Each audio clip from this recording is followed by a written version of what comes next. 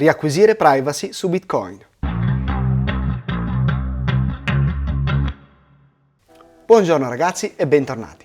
Oggi proviamo a spiegare in parole semplici le transazioni collaborative di Bitcoin e a capire da dove nascono e come mai sono così utili.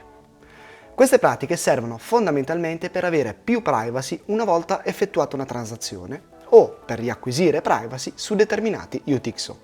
Ma andiamo con ordine.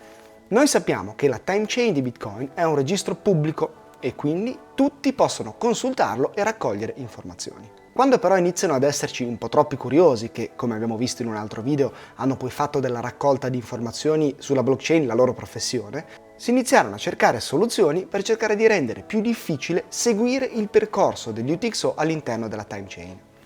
Troviamo quindi i mixer, che avevano il compito di rompere il legame tra un UTXO e la sua storia. Facciamo un esempio semplice così ci capiamo. Lo facciamo molto semplice, quindi sarà anche un pochettino approssimativo, però perdonatemi. Allora, io avevo nel wallet degli UTXO che mi erano arrivati da qualcun altro, ma non volevo che questo qualcun altro mi monitorasse e quindi seguisse tutte le mie movimentazioni, ok? Cosa potevo fare? Potevo sfruttare questi mixer andandogli a dare i miei UTXO e, come me, lo facevano anche tante altre persone che volevano fare la stessa cosa. Lui prendeva tutti i bitcoin ricevuti e sostanzialmente li mischiava tutti e poi mi restituiva la stessa quantità di bitcoin meno le fees, andando in questo modo a rompere il collegamento tra me e gli UTXO, ok? Perché da quel momento in poi l'osservatore poteva sempre seguire i movimenti, ma non erano più i miei, perché io ho dato gli UTXO in pasto al mixer che me ne ha restituiti degli altri, ok? Ci siamo? Bene, quali erano però i problemi di questa pratica? Beh, fondamentalmente che era una pratica centralizzata. Io dovevo fare una transazione verso il mixer e sperare che mi restituisse i fondi e che non scappasse col malloppo. E poi c'era anche un problema di privacy, perché se l'operatore che stava dietro al mixer non era in buona fede, poteva raccogliere lui tutte le informazioni e tutto il lavoro fatto per mixare gli UTXO non sarebbe servito a niente. Arriviamo al 2013 quando Gregory Maxwell si rende conto che si potevano fare dei particolari tipi di transazioni senza apportare nessuna modifica al protocollo di Bitcoin, che riuscivano a ripartire privacy e lo facevano senza l'utilizzo di mixer. Nasce quindi il CoinJoin, che si tratta proprio di una transazione collaborativa tra più utenti che ha lo scopo di unire tutti gli UTXO, CoinJoin infatti possiamo tradurlo letteralmente come unione, fusione delle monete, mischiarli e redistribuirli nuovamente ai partecipanti. Il bello però è che tutto questo viene fatto in un'unica transazione. Guardate, ve ne faccio vedere graficamente una. Ecco, guardate che bello. Questo è come viene mostrato graficamente un CoinJoin con tanti input e tanti output, tutti in un'unica transazione. In questo caso abbiamo più o meno 320 input e 450 output. Bello, vero? Ora, perché a noi dovrebbe servirci questo tipo di transazione collaborativa? Per riacquisire privacy. E qui finalmente rispondiamo alla domanda che in tanti fanno, ovvero come rendere anonimi i bitcoin comprati con KYC. Allora, facciamo una cosa, riprendiamo la schermata con gli input dei CoinJoin che vi ho fatto vedere prima. Eccola. Ipotizziamo che quei 4,86 bitcoin, il primo input che vediamo, siano nostri e che li abbiamo comprati da un exchange. Sappiamo quindi che quell'input ha stampato sopra il nostro nome e quindi il Binance di turno può vedere dove Pluck muoverà quei fondi. Se però io quell'input lo inserisco in un CoinJoin, riceverò su altri indirizzi l'equivalente dei miei bitcoin meno le fees, spezzettati però in altri UTXO. Vedete, il primo è il mio input e il primo, il secondo e il nono potrebbero essere i miei output su altri miei indirizzi. In questo modo ho creato molta confusione e ho fatto perdere le tracce del mio UTXO originario, slegandolo anche dal KYC fatto in precedenza. Ci siamo? Tutto chiaro? Quindi io faccio una transazione, ma invece che mandare fondi a qualcuno, mi unisco ad altre persone e rimando i fondi a me stesso, ma ripartiti in maniera diversa. Vi ricordo che queste sono transazioni on-chain e quindi hanno il loro costo, che varia ovviamente in base alla congestione della rete. Ma più privacy ricercate, più CoinJoin fate e quindi più fees pagherete. Spero sia chiaro il concetto. Se avete dubbi comunque scrivetemi pure nei commenti che ve lo di rispondere. Ora andiamo avanti e vediamo che implementazioni esistono per poter fare il CoinJoin. Sostanzialmente ne abbiamo tre, che sono Wabi-Sabi del wallet Wasabi, Whirlpool dei wallet Samurai o Sparrow e Join Market. Se noi ci scarichiamo Wasabi, che è un desktop wallet non custodial, abbiamo la possibilità di fare dei CoinJoin con i nostri UTXO in una maniera veramente semplice e intuitiva. Questo wallet ha fatto veramente un bel lavoro secondo me e ha aperto le porte del CoinJoin anche agli utenti alle prime armi. Vi ricordo sempre che se non sapete quello che state facendo, anche se la pratica è stata resa molto semplice, informatevi bene prima di fare qualcosa per non rischiare di fare qualche casino, ok? Con l'aggiornamento di Wasabi si sono abbassati anche i limiti per poter fare CoinJoin, quindi è stato reso il più accessibile possibile. Voi dovrete semplicemente settare il livello di privacy che volete e farà tutto il wallet. In base alla vostra scelta, infatti, lui farà un determinato numero di round di CoinJoin. Il wallet farà da coordinatore del CoinJoin e ovviamente si prenderà una fee per il servizio.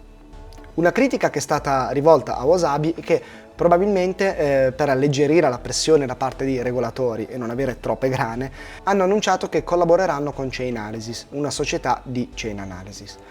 Il CoinJoin viene comunque fatto con connessioni Tor e tutte le informazioni sono crittografate, quindi Chainalysis non potrebbe in ogni caso vedere il vostro CoinJoin, al massimo potrebbe impedire che facciate il CoinJoin con un determinato UTXO. La seconda implementazione invece viene utilizzata dai wallet Samurai e Sparrow ed è Whirlpool. Anche questa è molto semplice da utilizzare, ma io personalmente non l'ho mai provata, l'ho solo vista. La differenza con Wasabi sta sostanzialmente nelle fees, perché con Wasabi le fees sono proporzionali, diciamo, mentre con Sparrow o Samurai sono fisse, e poi cambia il modo in cui viene fatto. Allora, Wasabi fa CoinJoin più grandi con più utenti, ma fa meno round, mentre Whirlpool tende a fare CoinJoin con meno utenti, quindi più piccoli, ma più round, ok? Poi di diverso c'è anche il team, ovviamente. Questo ve lo dico perché diciamo che il team di Samurai è conosciuto per non essere molto aperto alle critiche ed essere piuttosto prepotente nelle discussioni, diciamo così. Però al di là di questo valutate voi stessi se il servizio vi soddisfa oppure no. Anche in questo caso il wallet farà comunque da escrow. Infine abbiamo JoinMarket, che è anche lui un wallet software, ma è molto complicato da utilizzare. Si installa da riga di comando ed è funzionale solo se si utilizza con un nodo proprio, ok? Quindi partiamo già con un grado di complessità piuttosto elevato. Vi anticipo già che sicuramente io al momento non vi porterò nessun tutorial su JoinMarket, ma se vi interessa so che c'è Turtlecute che è abbastanza ferrato e ha anche già fatto delle guide se non sbaglio, quindi potete eventualmente vedere il suo lavoro. Comunque, la sua implementazione lavora in maniera diversa, nel senso che non c'è un coordinatore centrale, ma è come se fosse proprio un mercato, ok? Una piazza di scambi dove ci sono i maker, che sono quelli che mettono a disposizione la liquidità per fare i CoinJoin, e poi ci sono i taker, che sono quelli che hanno bisogno, che cercano la liquidità per poter fare un CoinJoin. Il maker è un utente che ha dei bitcoin con cui vuole fare CoinJoin, ma non ha urgenza e decide di metterli a disposizione, li offre al mercato e attende che qualcuno vuole fare CoinJoin con lui. Il taker invece è quell'utente che vuole fare CoinJoin subito, ok? Quindi andrà sul mercato e farà CoinJoin con chi ha messo a disposizione della liquidità, ovvero il maker. In questo caso il taker, quindi colui che vuole fare CoinJoin subito, pagherà una commissione al maker, quindi a colui che ha messo a disposizione la liquidità, perché non aveva fretta. Con questa soluzione le fees sono molto più basse rispetto alle soluzioni di prima e abbiamo un servizio anche molto più decentralizzato rispetto alle soluzioni che abbiamo visto in precedenza. Non abbiamo un'azienda in mezzo che è sempre un vettore di attacco oltre che un punto di accentramento. Ovviamente però abbiamo un grado di complessità molto più elevato, ok? Ragazzi, queste erano le 3 implementazioni di cui volevo parlarvi. Ce n'è un'altra che però non necessita di nessuna transazione strana e nessun algoritmo particolare. Sto parlando del Lightning Network. Ebbene sì, si può sfruttare anche il Lightning Network per riacquisire privacy e magari slegare la propria identità dai vostri UTXO. Anche qui sarebbe necessario utilizzare un vostro nodo perché la pratica sia efficace. Però se voi mandate i fondi su Lightning e poi fate qualche transazione verso altri wallet vostri e poi vi riportate tutto on-chain, ecco che avete già creato un po' di confusione.